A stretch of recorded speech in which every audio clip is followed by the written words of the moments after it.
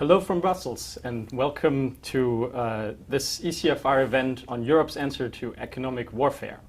We're really delighted that you're joining us this morning in this discussion on the EU's potentially game-changing geopolitical instrument, the anti-coercion instrument. My name is Jonathan Hackenbruch. I'm the head of the task force for strengthening Europe against economic coercion at the European Council on Foreign Relations. And before we begin, there will be an opportunity to ask questions. Post them in the Zoom Q&A box. You can start already now. We'll be picking them up during the discussion. And you can also join the debate using the hashtag anti-coercion. International politics has entered a new era. Leveraging economic power is now the #1 geopolitical tool that great powers use. This is why we at ECFR launched our task force to think about options together with high-level representatives from 6 EU member states, with high-level business representatives, and with parliamentarians. Based on this systematic consultation, we said the EU could build a mechanism for collective defense, a mechanism to impose powerful trade and investment countermeasures when facing economic coercion. Last week, the EU proposed an anti-coercion instrument, and it's truly an honor, and I'm truly delighted to open this two-part event with a conversation with Valdis Dombrovskis, Executive Vice President of the European Commission for an economy that works for people and responsible for the EU's trade policy. Welcome, Mr. Vice President. Good morning. Now, this is the first time you talk publicly about the instrument, after the initial launch, of course. For your opening statement, we wanted to ask you, what's the rationale for the EU Commission proposing such an instrument, an economic deterrent? It's been called a sanctions hammer in some of the commentary we've seen. And how would it work? Well, good morning, everyone. First of all, thank you, Jonathan, for this introduction. Let me start by thanking European Council on Foreign Relations for organizing this event. It's very timely following the last week's European Commission's proposal on EU anti-coercion instrument. Of course, ECFR has already made a valuable contribution in the preparatory work building up to this proposal. Your input is referenced in the impact assessment. And it's actually a Commission priority to strengthen the involvement of stakeholders in the elaboration of our ambitious trade agenda, and I'm pleased that we are delivering on this promise. Our public consultation showed a broad consensus among the stakeholders that the EU needs this kind of tool to protect our interest. So let me explain, as you asked, the why, how, and when of the proposal. So first, why do we need it? The answer is that in recent years we have seen worrying examples of economic coercion in the economic arena. These reflect increasingly conflictual global trade environment, and the EU must have needs to defend itself and our interests. So how this instrument will work in practice? It is designed to act first and foremost as a deterrent. We expect its very existence to deter economic intimidation. So one could say that the best proof of its success would be if there would be no need to use it. Coercion can happen in many forms. So one of our trading partners may be seeking to shape or influence the EU or member states' policies and initiatives, or dissuade us from introducing some measures altogether. And they could attempt to do this by introducing or threatening to introduce new discriminatory import duties or intentional delays, by refusing or threatening to refuse authorization needed to do business, by imposing selective, discriminatory selective border or safety checks on goods from the given EU country, or by organizing state-sponsored boycotts against the goods or investors in that country. So we need to be able to react to these situations and in a way which is balanced, proportionate and in line with international rules. So our proposed menu of measures is broad and verticile, allowing for maximum effectiveness, and the decision-making structure allows for flexibility and speed of action where it is needed. And last but not least, we are expecting that it also serve as a platform of international cooperation. So we'll work with other countries to address global concerns around economic coercion, as we have done at the G7, and we will work also with other countries affected by similar coercive measures. So let me describe how this anti-coercion instrument will work. The Commission will become aware of possible economic coercion situation through our own global monitoring or via the contact from a member state or a business or association. Next, we will make an assessment and carefully decide what level of threat we are dealing with. Then, if the assessment points to coercion, we will engage with the country in question, making every effort to find a solution by negotiation, mediation or adjudication. We will reach to other international partners that share the same concerns, and when and only when dialogue or international cooperation do not result in the removal of the coercion, and where necessary in light of EU interests, we will apply countermeasures. The selection and design of these countermeasures will be once again carefully calibrated and targeted, followed detailed consultations with relevant stakeholders and the input of member states. We can also stop and amend them at any time and when it is in EU interest. So potential countermeasures include traditional trade instruments linked to the tariff preference suspension and duties for goods, but we can also look at services or investment restrictions, exclusion from public procurement, or limiting access to union-funded programs. Then, to conclude, let me outline when of the legislative timeline. We are looking forward for constructive negotiations between European Parliament and Council on this proposal. I recall that both institutions were vocal in raising their concerns about the issue of coercion and consequently asking the Commission last year to develop a mechanism to deter and counter it in a joint declaration. In this declaration, both institutions also committed to scrutinize the proposal in a timely manner. Stakeholders and citizens may still provide feedback on the proposal until the 7th of February, and I encourage you and other stakeholders to do so.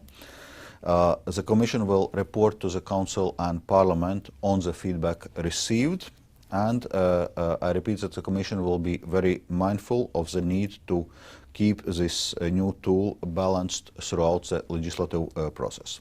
Thank you, and now I'm open for your questions and comments. Thank you very much, Mr. Vice President. Very interesting, and I'll just take the opportunity again to already encourage, I can see first questions are coming in, but to encourage our audience across Europe and outside and beyond to start posting questions in the Zoom Q&A box. I will as my first question, I wanted to ask you, especially, the EU has its traditional trade defense instruments. There are many avenues, in theory at least, for dealing with trade conflicts. At what point did you very personally, when you grow the conviction that the EU needed this kind of economic and more economic deterrent and more political tool, this anti-coercion instrument? First of all, I would say that coming from Baltic states, we have long history of experience with economic coercion. If you look at the Baltic states' relations with Russia, whenever there are some issues arising, suddenly, the goods from Baltic states are not healthy anymore, or then the situation calms down and goods are healthy again. There's a new issue, suddenly there are huge queues at the border and kind of endless customs procedures. So I'm kind of very familiar with this issue of economic coercion also from my previous experience working in Latvia's government. I would say it actually moved up in the EU agenda more recently than what we are experiencing, say, with Russian Baltic states already for decades. So, so from that point of view, I didn't need much of the convincing that actually EU needs this kind of instrument. Understood. And you already indirectly or directly mentioned Russia here. So the second question is, who are we thinking of? If I can ask you very concretely, I think, I mean, the anti-coercion instrument is country agnostic, and for, you know, in many conversations over the past week and the past months, heard that that's probably a key strength of the European approach, that it's rules-based, that it's factual, you know, based on facts and on what's going on. But very concretely, who do you think? What countries do you think could this instrument be used against? Well, that's exactly the point, that in a sense we will not be kind of now proactively pointing fingers to one or another country and saying it's with this or that country in mind. As you rightly outlined, the instrument is a horizontal instrument, so it's not targeting any specific country. And if we will become aware of the situation of economic coercion, we will assess each case, in a sense, on case-by-case basis, determining whether indeed economic coercion is taking place, and then, if we are not able to resolve these problems through dialogue, proposing countermeasures. So once again, it's not targeting any specific country. One issue that has come up and that you yourself have talked about already is Lithuania, of course. And just today we've seen new reporting about new companies, new European companies potentially being affected from pressure, Chinese pressure, to stop dealing with their Lithuanian counterparts over this Chinese-Lithuanian row. So my question is, if the EU had this anti-coercion instrument, if you've outlined the steps, the Commission would become aware, it would do an assessment, it would engage, talk to international partners, and so forth.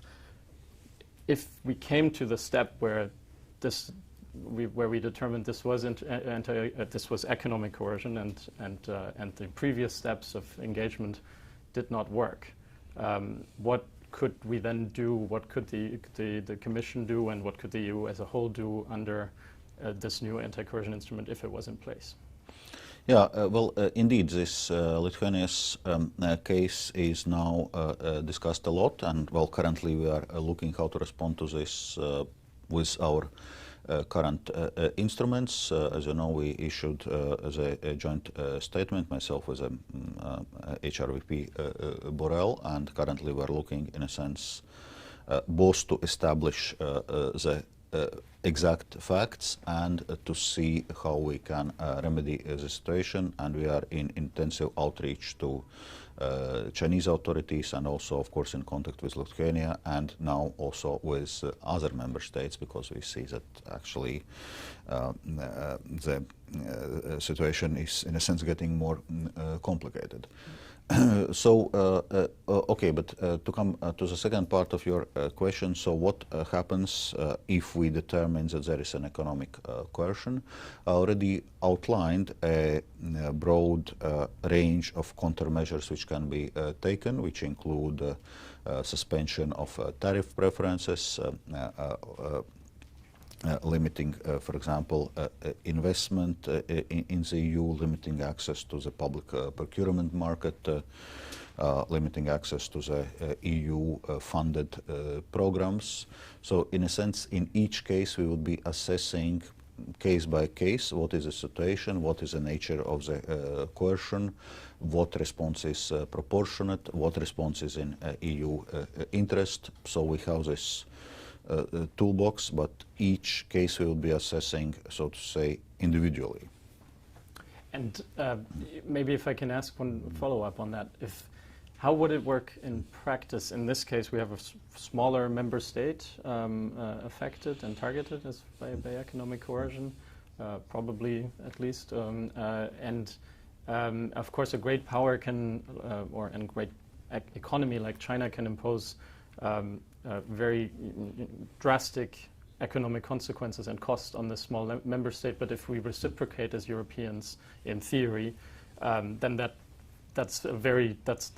might not be very impressive in terms of economic cost imposed on that big economy. If you wanted to share your thoughts on would the Commission deal with the fact that there may be asymmetries in play in proposing or imposing countermeasures?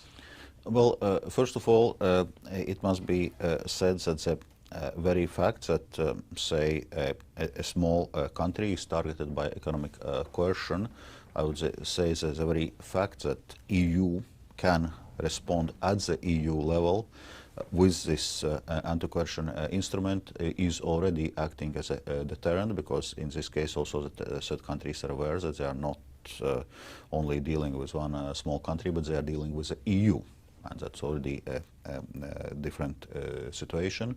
Well, in terms of the exact design of the measures on proportionality of the response, indeed, those would be the issues we would need to deal when dealing with a specific situation, because it's clear that we need to respond in a proportionate manner, but in a sense, if the use of coercion is very targeted, the response may be not so painful. So we need to look what is a proper response to the given situation. But it's difficult to discuss these situations hypothetically, because each case of economic coercion may differ, and also the effective response to this coercion also may differ. And the last question on this topic, or on China more broadly, how do you see the developments? I mean, in previous years we knew we had seen threats, thinking of the Netherlands, Chinese threats to cut off medical supplies at the height of the pandemic, the Chinese ambassador in Berlin speculating about possible car tariffs publicly, other kinds of threats in various member states. Now this year we've seen, first of all in the spring, counter-sanctions against the EU, but also economic punishment when Adidas, H&M and other companies fell off e-commerce platforms and faced popular boycotts in China. And then now the situation with Lithuania. Is that a worrying development from your point of view, and what might be next? Well, clearly it is a worrying development, and that's the reason why we need to equip ourselves better with possibilities to react to these kind of situations. But once again, we had faced the cases of economic coercion also from other countries, and we had to look how to respond within existing toolbox. So I think these kind of developments only highlight the need for this anti-coercion instrument. Absolutely, I can see already lots of questions coming in. We will get to them. I just want to ask you one or two questions on the instrument itself again, and maybe some of the key questions. Certainly one being how this is a trade policy instrument as it's proposed, of course. Trade policy, the EU conducts its trade policy, of course, in the context of its foreign policy.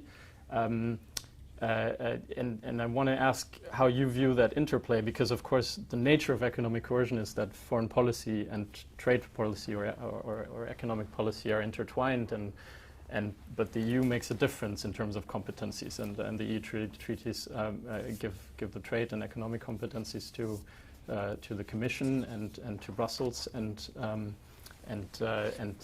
foreign policy is of course very much in the hands of member states. So how does that go together? And on the concrete decision making for imposing a countermeasure under the anti-coercion instrument, how does the Commission, how do you envision Currently, how it would work. Currently, it looks like it's a sort of red light procedure, if you will. So member states could stop the Commission from imposing countermeasures with a qualified majority. Why would it not be better to have a green light procedure where member states would have to actively agree by qualified majority to impose countermeasures? Well, if we discuss the legal basis of this proposal, indeed it's EU trade or commercial policy, which is a legal basis of this proposal. And as you underlined, and it's also explicitly said in our proposal, that any action taken under this regulation shall be consistent with the Union's obligations under international law and conducted in the context of the principles and objectives of the Union's external action. And that's actually the language from the treaty referring to the common commercial policy. In this case, we are not inventing,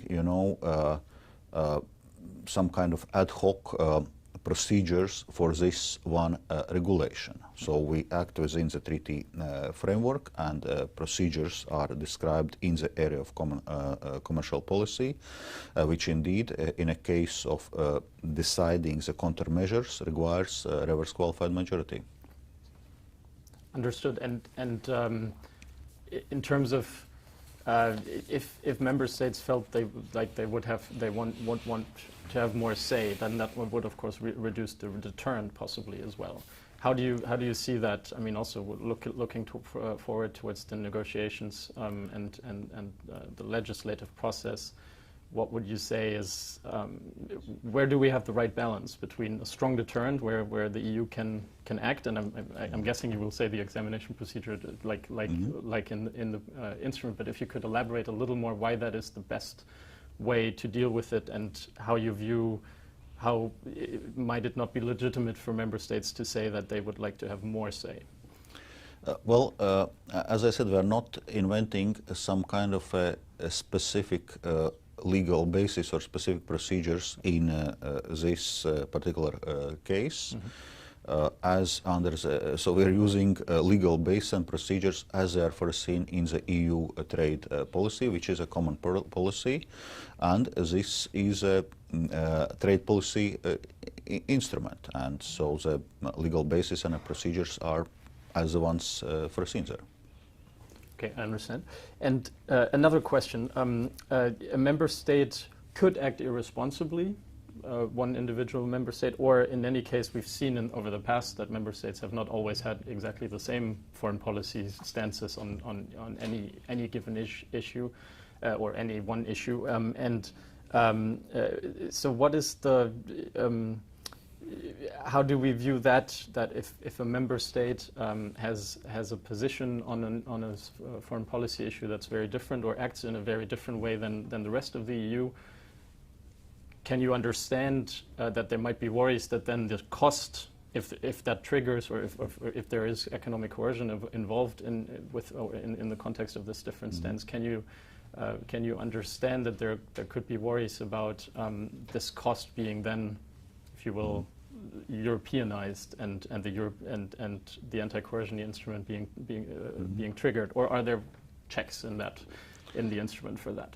Well, there are clearly checks for that, because as I described how the instrument would work, that European Commission would need to assess the situation and determine whether economic coercion is taking place.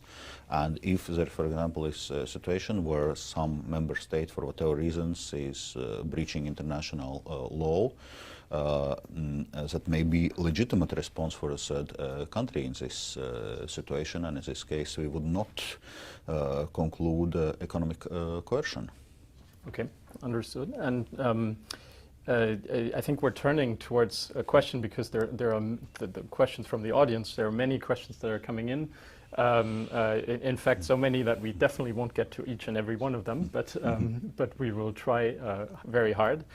Certainly one question also on the instrument is the scope, and that of course concerns the definition of economic coercion that is in there. in Article 2.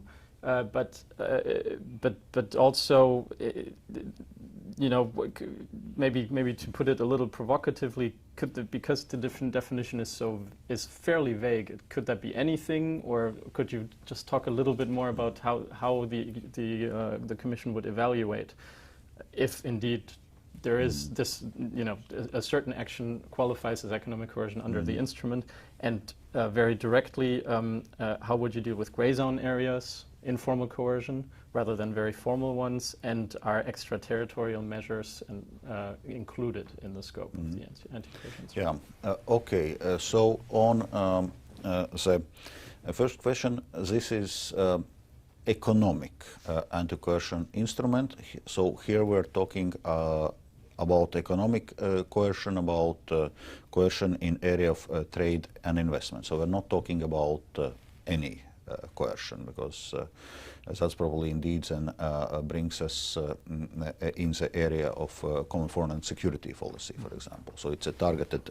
instrument dealing with economic coercion, but we had seen that economic coercion has actually increased over the recent years, so it is becoming increasingly an issue. Then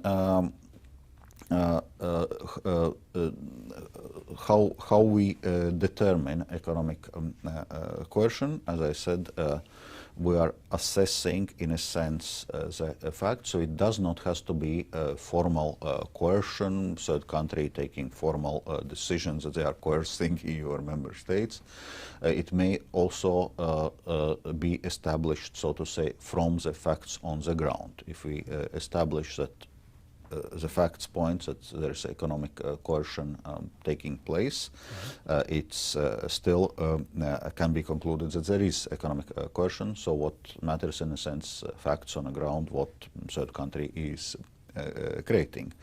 Whether extraterritorial measures may fall under the scope of the instrument, yes, that's not excluded. We are not trying in our legislative proposal to, describe every possible form in which economic coercion may take place, because, situation is evolving and there may be some new forms emerging which are currently not foreseen in the legislative text. That's why we are, in a sense, defining the effects of economic coercion without trying to describe every possible way how this coercion may take place. Okay, that's very clear. And of course, when we talk extraterritorial measures, if at least one could argue that pressuring European companies that are neither Lithuanian, nor Chinese, which is reportedly what's happening, then that's at least, I would personally argue that that's a sort of de facto functioning like extraterritorial measures. So this might not be something that traditionally, as Europeans, we thought of as purely U.S. measures. But maybe the term economic coercion might be most fitting anyhow. Yeah, well, that's the point. That's why we're not trying to ex ante describe every possible situation of economic coercion. We rather broadly define that those are the steps which a third country is taking to influence the certain decisions or policies of EU or its member states, or willing to push EU to take or not to take certain steps, and use economic policy instruments, in a sense, to achieve the same. So this is how we define economic coercion, and then on each specific situation we are doing the assessment whether that is what is happening. Okay, right. And we have about 10 to 15 minutes left in this first part, and I've been asking questions that several of you in the audience have raised, but now maybe very specifically on one, Jana Dreyer from Borderlex is asking, let's take a scenario where a major power with which the EU trades significantly, such as the US or China, seeks to coerce an EU member state and won't be deterred because some of this goes to the heart or the core of what they think is vital to them, such as on a question like Taiwan. How nuclear would the EU go in terms of retaliatory trade restrictions in that case? And if it's only targeted, if it's only a targeted response proportionate to damage, the deterrent effect might be nil. What we'll do as a rule, we will do it indeed in a targeted and a proportionate way. And the question is, in a sense, how efficient we are in a targeting to find good ways of still ensuring a necessary deterrent effect. Of course, you know, this is only or will be one of the tools in our toolbox. So there are also other ways how we react to the situations of coercion, also by political channels. So there are also other ways how we engage. But this will give us additional tool in the area of trade policy. And if we compare, for example, with a current situation where our options are actually quite limited, we may launch, for example, some kind of a WTO dispute, but we know that it all takes actually quite a lot of time.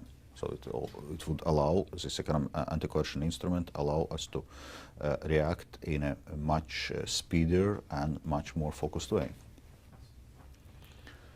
Thank you. Another question on the decision making. Jakub Groszkowski is saying the anti-coercion instrument is a foreign policy tool. Should the EU make decisions regarding firm counteraction to extraterritorial sanctions unanimously at the Council level? Well, as I was outlining before, anti-coercion instrument is a trade policy tool, and its legal basis is EU's common commercial or trade policy.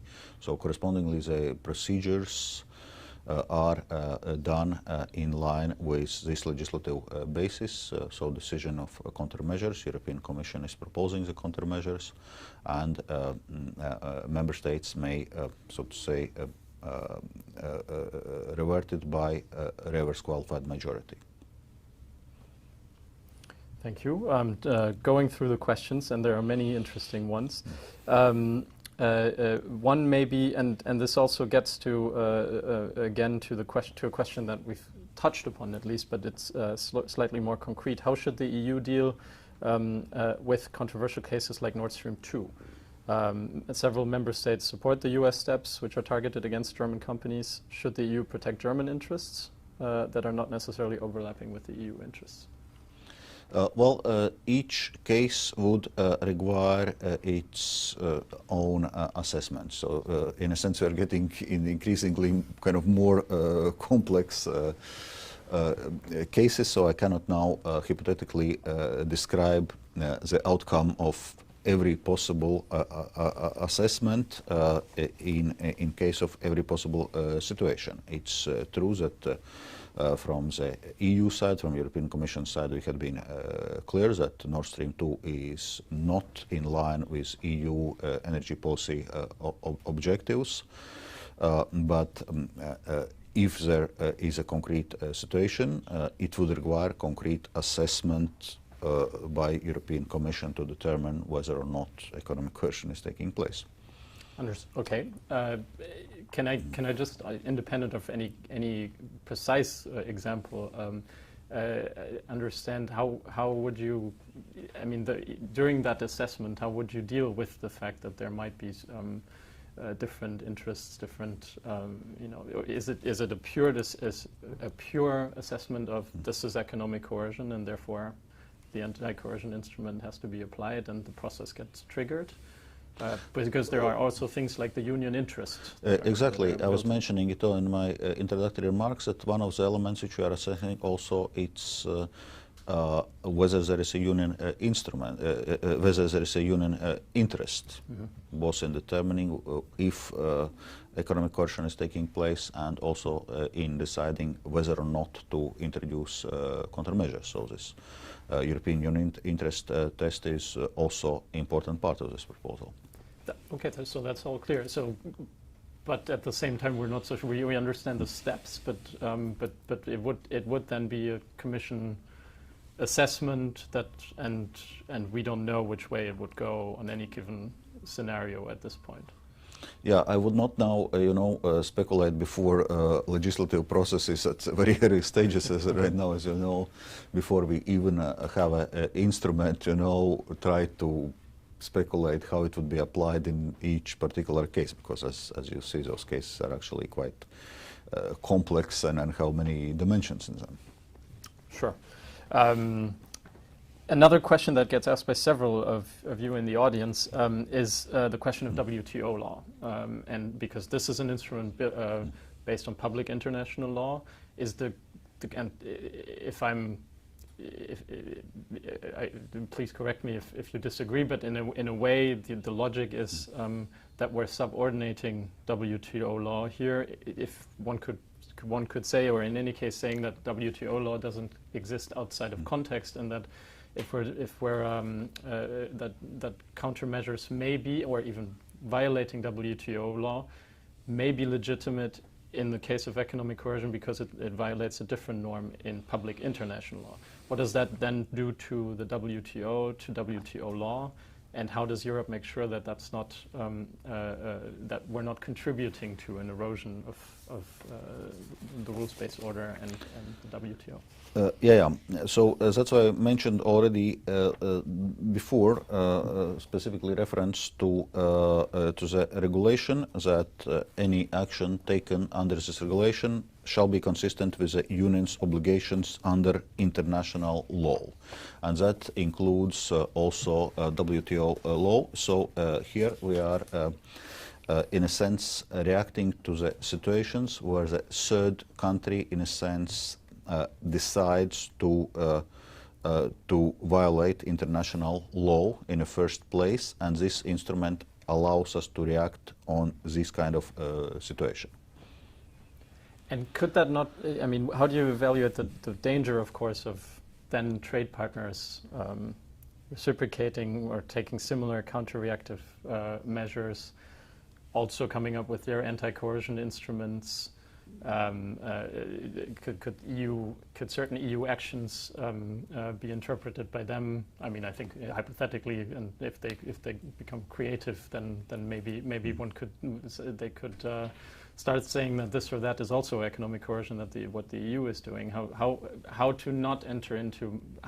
I can see there's a lot of off ramps in the instrument, a lot of possibilities to de-escalate, to find engagement, to cooperate with partners, and to find a solution rather than escalating. But once you impose countermeasures, what is in there, and what's the best then to avoid entering an escalatory spiral and new anti-coercion instruments popping up everywhere and so forth? Well, first of all, we see that this economic coercion, the cases of economic coercion, in a sense, have become more frequent in the recent years. So that's just a fact. What we are envisaging is, on one hand, it's the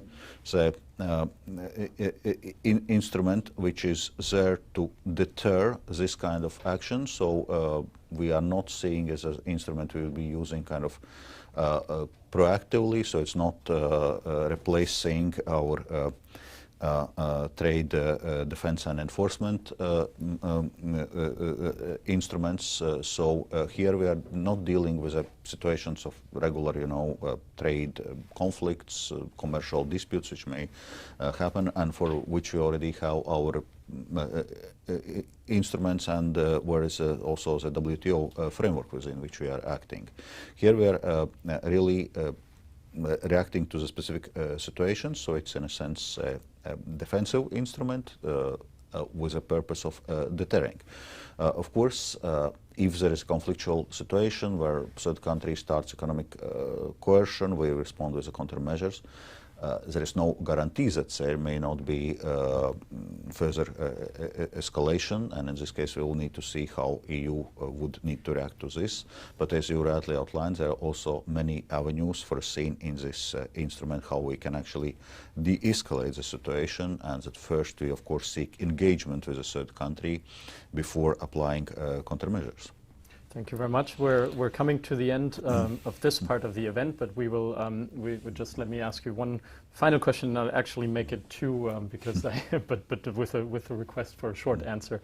One that Martin Vogt in the audience posed that gets raised quite often. This instrument, of course, is about economic coercion against EU member states or the EU, thus the public sector, not specific companies. What does the EU? Could it be applied when where does that leave companies when they are coerced, when they feel the pressure, but it's not coercing a member state or at least not interfering with its sovereignty? And then the final one: what are your greatest hopes, and what's your biggest worry with regards to the upcoming legislative process and where this is now going over to the European Parliament and member states? Yeah, well, on the first part of the question, if there is some company from EU member states or some specific sector experiencing differences in a third country, and if there's no kind of a question, maybe a third country is willing to protect its own companies or sector from EU imports or something like this. This leads us into classical trade dispute territory, and there is a well-established toolbox how to deal with those situations. And actually, if you look at our new trade policy strategy, we had been also clear that we'll be more assertive in using our trade defense and enforcement instruments. Okay, on the second question, as I said, well, normally we expect quite speedy approval of this proposal, because both co-legislators have actually called for this proposal. So, in a sense, a worry is to maintain the proper balance in this instruments that indeed, as we were discussing, we will be dealing here with delicate international situations, that we maintain the proper balance, that it acts as a deterrent, but also does not act as an instrument which may lead to unwanted escalations. And that's why it's important that we are kind of level-headed and balanced also as we advance through legislative process. Thank you very much, Mr. Vice President. It's really been a delight to talk to you about this and this really interesting proposal, the sanctions hammer, as some have called it, but where we do see that this could be an important instrument, certainly an important discussion for Europe. So thank you from my side. I do want to just take 10 seconds to thank the team here at the Press Club Brussels Europe, the team at ECFR, above all really Swantje Green, Amanda Pope, Andreas Bock, Charles Taylor, and project coordinator Philip Medunic for everything they've done to make this possible, this event. And of course, this is not by no way the end of the event, because we're now handing over to Jeremy Shapiro, our ECFR research director, who has an excellent panel with two ministers, the Lithuanian foreign minister, the French trade minister, a member of the European Parliament, Marie-Pierre Vedren, and two high-level business representatives from Germany and Sweden. Over to you, Jeremy, and I hope this discussion will just be just as interesting as this one. Thank you so much from here from Brussels, and thank you once again, Mr. Vice President. Thank you. Thanks, Jonathan, and thanks to the Commissioner for that very interesting talk. So, you know, obviously this seems like a big deal. I think the Commissioner was able to describe it in the Brussels tone of technocracy, but what's going on here is that the EU has, for the first time, really introduced a very geopolitical economic instrument with precisely that intent, and so I think it's appropriate that we discuss it. We have as Jonathan mentioned, we have a great panel for that. I'm not going to do any further introductions until I get to them individually in the interest of time. But I wanted to start with the foreign minister from Lithuania, Minister Landsbergis. I know that the Commissioner mentioned that the Baltic states are used to coercion. He was mostly referring to Russia. Lithuania has been in the news recently about receiving coercion from China. I wonder what your response is to what the commissioner said, and also perhaps most importantly, how you're seeing this anti-coercion instrument in light of the problems that you've been having. Well, hello. I'm not sure whether you can hear me. Yes, we can hear you. Yep. Okay, perfect. Thank you. Well, it's a pleasure to be here, and excellent question and great timing. Indeed, what we could say, what we're trying to say is that Lithuania is facing a new phenomenon. That's not entirely true. And Mr. Vice President clearly stated that Baltic states are used to certain measures. To add to that, many countries in the world have already experienced many types of coercion from the PRC. Lithuania just being the last in this row, but it's still a new phenomenon. It's still a new phenomenon to us directly. To Lithuania, what we're experiencing from China, and then also a new phenomenon is the proportionality, so to say, of what the PRC is unhappy for and what measures they are taking. But it also shows the willingness, the intent to use the instruments, economic instruments, in order to change the course of foreign sovereign country.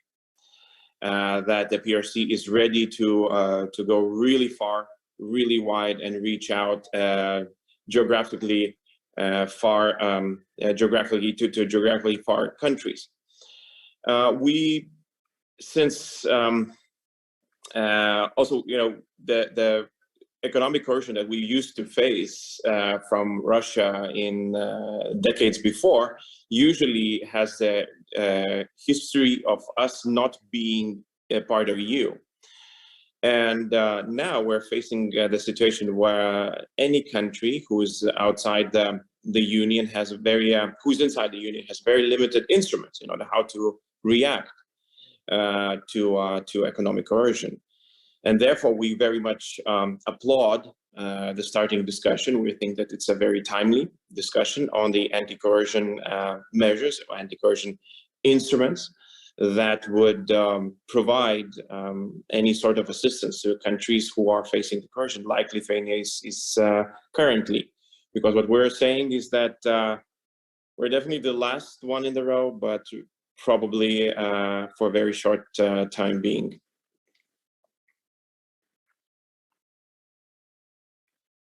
Thank you, Minister. That's a very timely intervention. I think I'd like to turn next to Minister Frank Reister, who is the minister delegate for for trade and economic attractiveness, which I find to be an interesting title for the Republic of France. And Minister, your government is taking over the presidency of the EU. How does the presidency of the EU Council, how does economic sovereignty fit into your priorities? In particular, how do you react to the idea of an anti-coercion instrument, as was outlined? Thank you very much, and hello everybody. It's a pleasure to be here with you to discuss these important topics that will be at the heart of the French presidency. That's unpleasant, but we see an evolution in the relationship, economic relationship in our world. An increase of the tension, even if it's not new. The tensions are getting more and more important, and we have we can see a growing willingness to weaponize, in fact, trade and investment to put some pressure on countries. The example of Lithuania is very clear. The example of Australia as well is very clear. It's not in the EU, but it's a good example of economic pressure put on Australia. And so we think that the actual toolbox is not sufficient for the EU to defend against such practices. And so we support the the proposal of the Commission that was presented by Vice President Dombrovskis. It's ambitious, and it aims to in fact to get a deterrent tool. We think that we need to show our partners that Europe will defend its companies, will defend its interest, that Europe does not want escalation, prefer a good climate for trade, prefer an environment that is good for trade exchanges. But Europe wants also to be respected by its partners. And so we need in this field a tool that could be used in different cases and that deter our partners to use trade or economic means to put pressure in a political way on the EU as a whole or at a specific member state. And so we think it's a good deterrent instrument that has to be within the WTO rules, and it's in our opinion the case. But really, we don't need to be naive anymore, and so it has to be possible to use the tool, even if we prefer not to use the tool.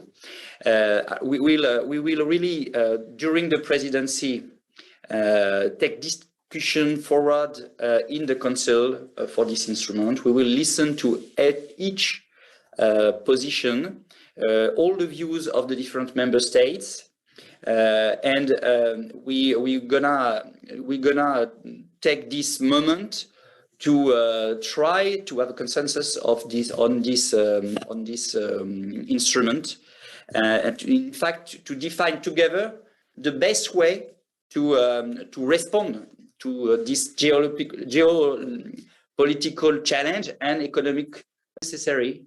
We can put some decisions, some measures that ease the change of behavior of our partners. And if we haven't had the possibility to, if we haven't had put the tariffs in this dispute, I'm convinced that it would have been much more difficult for President Biden to lift the tariffs when he came into office. And after that, for the steel and aluminium dispute, we told our American partners that if there is not a solution to lift the tariffs on steel and aluminium, we will put the second level of the rebalancing measures. And this threat was very useful to make the US change their policy in terms of tariffs against on the European steel. And so we see that if EU is respected, because our partners can have the feeling that we could use some tools against to react to such practices, economic coercion, for instance, they will not use this kind of tools against us. So it's a good deterrent way to act, in my opinion. So that is our state of mind, and be sure that we will try to get the consensus to respond to this very important problem of economic coercion. Thank you very much. Thank you, Minister. So we have about a half an hour to discuss this with this panel. I want to encourage the audience to participate as well and to put questions into the Zoom chat so that we can have a free-flowing discussion. But of course, I have a lot of questions myself. So if you don't, I will. You'll have to listen to my questions. I wanted to start with Marie-Pierre Vedren, who is a member of the European Parliament and the vice chair of the Committee on International Trade. Marie-Pierre, I think we heard, particularly in the last presentation, that there are a lot of great hopes that the anti-coercion instrument can really strengthen Europe in a geopolitical sense and in language that we're not really, frankly, used to hearing from the EU. Does this approach risk, in your view, undermining the EU's position as a defender of a rules-based order, rules-based trade order, in the sense that they're willing to take on these powers and assess coercion in this way?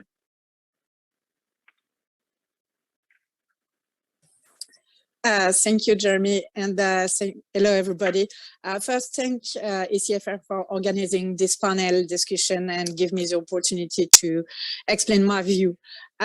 I think that building our strategic autonomy, ensuring our credibility, and defend our sovereignty, these are the imperative to which the instrument to deter and counter coercive measures by third country must respond, and also respond to your question, Jeremy, about defend rule-based trade. And despite the easing of transatlantic trade relation, like mentioned by two ministers, are still under tensions today. And it will be a mistake to think that we no longer need such an instrument because of the change of the US administration. The US are still at its Section 301, and nothing should change in this field of extraterritoriality across the Atlantic. And Minister Landberg and also Frank Riester has mentioned Australia, Lithuania.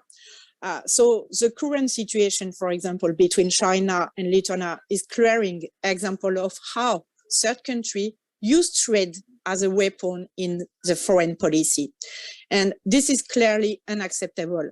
And currently, we are lacking of any instrument to address these challenges. And the revision of enforcement regulation was only a first step. And this anti-coercion instrument is a continuation to make our trade policy more assertive, echoing the trade policy review mentioned by the Commissioner Dombrovskis. So we need to move forward to have a toolbox very efficient with IPR, with screening of investment, and with anti-subsidy regulation. And in enforcement regulation, our request to put in place provisional measures to respond to such behavior was a key point. And the Commission has listened to Parliament requests, but committed itself to the presentation of such an instrument. And this is a victory for the European Parliament. And I strongly welcome the Commission proposal, which meets our expectation with a very broad definition of economic coercion, which allows to cover everything. Any economic or commercial measure taken by third states in disregard and disrespect of international law against states or the Union as a whole with the objective of forcing the Union to change its internal or external policy. And I'm glad to see the Commission is presenting us with a nuclear weapon, but with sex. The threat of countermeasure is the basis of instrument and allow for dialogue and negotiation with the source country. Like said Frank Riester, we don't want a trade war, dialogue first. But if it's failed, we will be able to respond and to defend our interests. And I'm happy to see that the Commission is presenting a package of countermeasures in all the sector, from goods to public procurement, with IPI and services. This should aim to reduce the economic coercion, but also to minimize the negotiative consequences and retirement effect on the EU. And the Commission has made sure that the instrument is maintained as a trade instrument. It is first and foremost an economic measure to which we need to respond.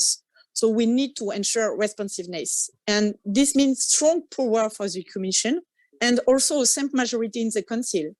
This is another step towards stronger European integration. And as Parliament, we must now ensure that the text responds in detail to the issues at text, and it will be create a reactive, powerful, effective, and dissuasive instrument. We will also have to stand firm in the face of the temptation to weaken the instrument, not only in the Parliament, but above in the Council. And to conclude, we are asserting our trade power, creating an instrument to play an equal term with its partner. With this instrument, we are concretely building our strategic autonomy and also ensuring our credibility in defending our interests. This is an excellent start. And like Jonathan mentioned, now we have to work on this and maintain our ambition. Thank you. Thanks. That was some very strong support coming from the Parliament. I think we're seeing certain coalescence on this issue, but I think it's important to get other stakeholders involved. And so I want to turn to Wolfgang Niedermark, who's a board member of the Federation of German Industries, BDI. Mr. Niedermark, I'd love to get your reaction generally, but slightly more specifically, I'd like to understand what you think this means, what the anti-coercion instrument means for your business community, and how should it navigate the sort of changing trade order that this represents? Thank you very much. I'm pleased to see that we are actually all on the same track here. And you won't be perhaps surprised that even a huge business association as the Federation of German Industry is in favor of such an instrument. 5 years ago, we would have been strongly opposing it because these times were different. We were still in a phase where everyone was striving for cooperation and multilateral rule-based order, which is, to my and our perspective, broken. We are now living in different times. Many of our partners and competitors are, doing such things. They have the instrument of economic excursion and they use it, coercion, and using it. And this is inconvenient truth for us. We have to live with it. And of course, we are not in favor of all these measures, but we need them. We need to be prepared in a more hostile and more conflict-driven world, which is not our goal. We would prefer to have more cooperation-based system, but we have to accept that there are all kinds of conflicts in this world we have to deal with Russia, with Nord Stream, with Lithuania. You have listed them all. And our job as a business association is to explain to our companies, who of course would love to see the good old globalization being repaired, that this will not happen. There will be a new world order, a different one, a more complicated one, a more politicized one, and the companies have to learn to deal with it. And governments have to learn to deal with that. And anti-coercion instrument is just a little piece of that. It's not a game changer. We need it. It's a piece of, or one instrument, whatever you call it. It's necessary. But even more necessary, and that is my main point, is that it's only a deterrent if you are credible, and you are only credible if you are strong. So the most important thing Europe can do is to work on its own fitness, unity, and economic strength and competitiveness. And then all your instruments are credible. Otherwise, this is just window dressing. And that's our job to explain. And I hope that with the help of the French leadership now as the EU presidency, with the incoming new German government, and with all our 27 partners in Europe, we find ways to unite and to work on our fitness. That is the absolute precondition. Thank you. It's interesting. We're seeing quite a bit of agreement on this. I guess that does reflect the state of the world. I guess if any place would be a holdout on this question, it would be Sweden. So I want to turn to Anna Stellinger, who's Deputy Director General and Head of International and EU Affairs at the Confederation of Swedish Enterprises. Sweden obviously is a traditionally liberal, open trading country and prides itself on that. And its openness is this type of openness is what generally has made Sweden and Europe strong. But Swedish companies have also been the subject of some of the economic coercion that we've been talking about in recent years. So, and have, I think, directly witnessed how the world has changed into a much more geopolitical one. So from your perspective in Swedish industry, how can we pursue a route of economic sovereignty in this geopolitical context? where we know that the rules, as have been so carefully laid down in the multilateral system, may not apply? Well, thank you so much, Mr. Shapiro. And I think I will perhaps broaden the views slightly in this discussion. And first of all, I think it's important that we start by acknowledging the reality, but both sides of the reality. There are clear signs of economic coercion, and Swedish companies, just like you say, are no exception. Even the most free trading multinational Swedish company from our country, you say rightly, we are a free trading country, even those multinationals do see this. There is a clear issue.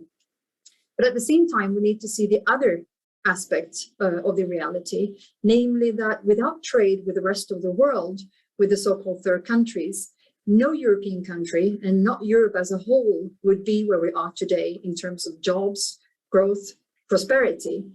Our strength, the European strength, lies in our internal market and our openness to trade. That's what makes us competitive. So it's a balancing act. And sometimes we overuse that word, but in this case, I really do think it's a balancing act. If we take the anti-coercion instrument more specifically, we see it as a potentially dangerous instrument, perhaps not today, but perhaps in the future.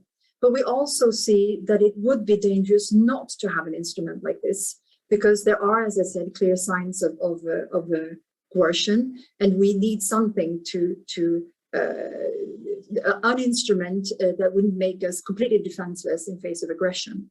So a balancing act. But secondly, I think it's hugely important for a country like Sweden that this is a European issue. No country is big enough to deal with economic coercion itself, not the bigger EU countries either that we have present here. And no company is big enough, strong enough to deal with economic coercion. So this is clearly a situation where the EU is the solution. And then thirdly, not going into too much of the semantics here, but I'm very glad that the ECFR project is not called Protecting Europe Against Economic Coercion, but rather strengthening Europe against economic coercion, because it's about strengthening Europe. The stronger we are internally, and here I completely agree with BDI, the stronger we are, the better we are, the better defense we have. That is our core defense. So to come back to your question, Mr. Shapiro, what is then needed in our view to strengthen the EU in a world where not everybody plays by the rules? Well, quite a no-brainer. It's obvious, but we seem to forget it. And yes, I'm going to mention that the multilateral trading system is our best protection. And yes, we know that the WTO is having problems. We know that the MC12 has been postponed again. And we know that the negotiations are facing some challenges. But we as a business organization have joined forces with other business organizations from other continents all around the world to join forces and to see how we can help out in a very constructive way to reinforce the WTO. We sometimes get to hear that we are naive, but just let me say that backing up the multilateral trading system is not naive. It's putting energy and force into the best protection there would ever be when it comes to trade. Another thing that we need to do is to strengthen our economic ties with countries all around the world. And we know that the anti-coercion instrument sometimes worries some of our allies. We need less tension. And one way to strengthen the economic ties is, of course, the free trade agreements, like the ones we might be opening up with India. That will take some time.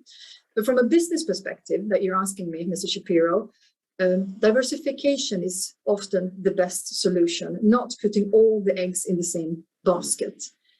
But then finally, we might also need a toolbox. This arsenal of instruments that the EU is currently giving itself in order to make ourselves prepared and to give us tools against economic coercion. But however, and this is a big however, we do see dangers in this proposed new tool. And I hope we will be coming back to that, Mr. Shapiro. So I'm back to where I started. This is all a balancing act, building a strong Europe open to the rest of the world, and at the same time, trying to have a toolbox that is as balanced and, in our view, as perhaps not as dangerous as we see the current proposal. Thank you, and I think that was very helpful. I want to maybe stick right with your point about danger and balance, and come back to Minister Reister and get your sense of whether you see the dangers that she's talking about, and what you feel that the Commission and the French government as president of the EU, but also as just an EU member, will need to do to guard against those dangers. And particularly if you agree that you need sort of coincident measures to strengthen the multilateral trading system to complement these efforts at defending against economic coercion. Thank you very much. It will be interesting to hear from the director of the international and EU affairs of the Confederation of Swedish Enterprise to see what danger she has in mind, because it's important to discuss on the real danger. If there are some, but maybe we could bring her in immediately. Yes. No. Okay. Okay. Go ahead. Yes, I will say something. First, in the priorities of the French presidency, there is assertiveness to have, a Europe more a stronger Europe, and I totally agree with that. And it will go through this instrument. It will go through, as Marie-Pierre Vedren mentioned, the IPI, the reciprocity in public procurement. It's also the case of when it comes to extraterritorial measures to review the blocking regulations, which is a good complementary instrument to this anti-coercion instrument. We want to reinforce the international role of the EU because it's very important in this fight against extraterritorial measure as well. And we have, as Marie-Pierre mentioned, also the fight against distortive subsidies from third countries with a specific instrument. So we have a whole package, if I may say, in assertiveness of Europe. But we want also to support openness and sustainability, and specifically also openness. We totally share the fact that we need to increase our exchange with third countries. It's really important for our growth, for the creation of jobs, for the health of our companies. And it goes through the work on WTO, that's totally right, and we support the modernization of WTO, the restarting, the revitalization of the WTO, and it's very important. And I think it's not something that we can oppose our own instruments and the modernization of WTO. That's complementary. And be sure that the French presidency will help Dr. Ngozi in link with all the member states to go fast on the revitalization of the WTO. And we think it's important to enforce the free trade agreements. We see that free trade agreements are good for our trade and for our economy. We see the results of the CETA and, for instance, the free trade agreements with Japan, or the results are good since they came into force. And so we think that the role of Denis Rodonnet and his team within the DG Trade to enforce the free trade agreements is very useful to have a better access to markets. And so we will support the role he plays with his team. And we think that we could perhaps in some areas have more results in terms of trade exchanges. And the first example is Africa. And we really think that we could do much better in terms of trade exchanges with Africa, and which will be at the heart of our strategy. And last, Perhaps I have not the time to describe it, but it's very important for us. We think that the third pillar of our strategy or priority for the French presidency is sustainability. And we have many instruments in this field, CBAM, the instrument that has just been presented by the Commission against imported deforestation. We have the revision of the SPG, GSP that are ongoing, and so on. Sustainability is for us also very important in our priorities.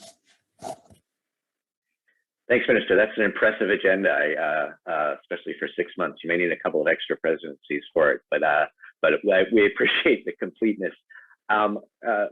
Marie-Pierre, I want to return to you and also follow up with you about this question of the dangers of this instrument. You expressed a lot of support, and that makes sense, but I think Anna has rightfully emphasized the need for balance. What dangers do you see, and particularly, do you see the prospect that the EU, which has benefited, or the EU, which has benefited so much from international trade, might be risking undermining the very rules that it has so benefited from?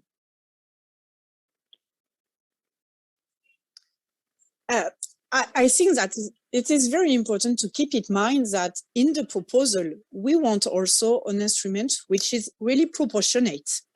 I understand the position of Mrs. Tellinger, but I think that now it's very important to work on pillar assertive because we don't want to be naive no more. So it's very important to have a complete toolbox. And this instrument, coercion, is a dissuasive instrument. We don't want to use, we want to have a clear instrument and a clear legislative file to show to our partners that we want to stay open, but we want to play with equal rules. And anti-coercion is, I think that is very important to keep in mind that it's a balance instrument.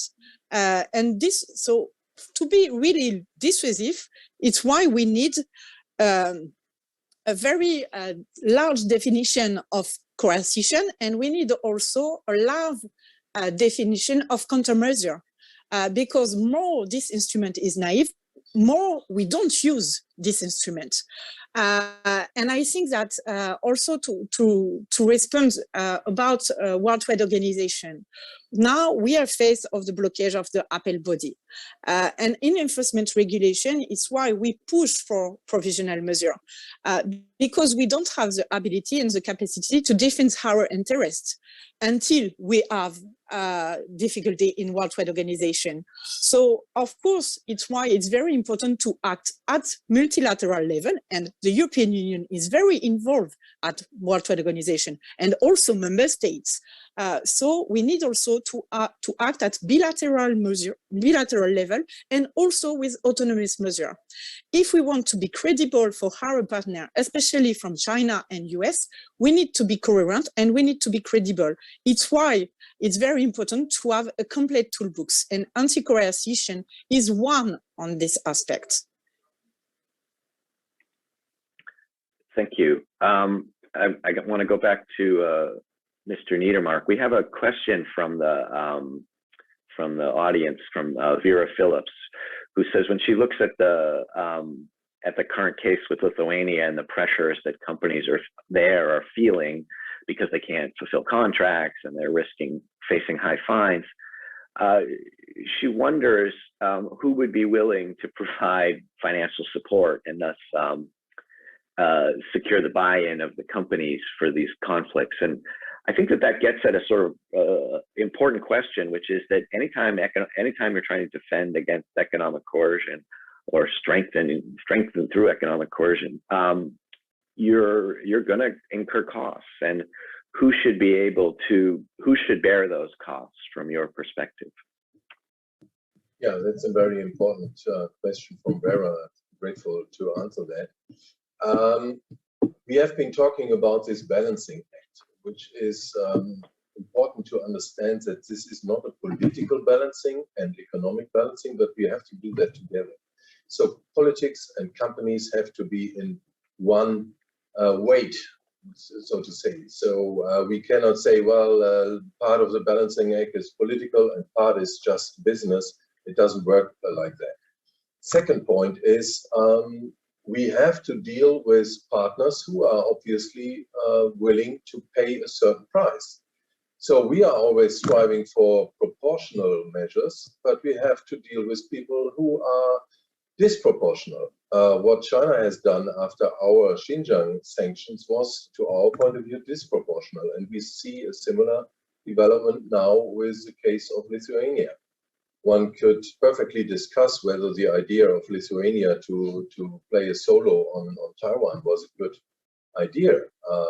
But once we have the situation, we should be in solidarity with Lithuania and act proportionally. And then we see that China is totally disproportionate.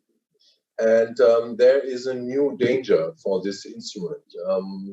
As long as we have to experience that our partners, or the people we have conflicts with, China and but Russia and the US can be as well, are willing to pay an extra cost, we have to be prepared to pay our extra costs as well. And for my perception, we are not yet there. We still have to learn that it might come with costs to use all these tools. And this is, again, what I said, an inconvenience truth for companies which will be victims of this process. And we have to explain the whole thing, which is not to be solved in short notice. I think we have to go through a phase to learn to cope with all these challenges before we find a new multilateral system, a new order. We are just in between. The old thing is not dead, the new thing is not yet born.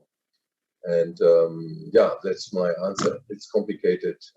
We are still in the phase of understanding. Fair enough. It's a lot easier to be in favor of something before the bill comes. Anna, I wanted to come back to you.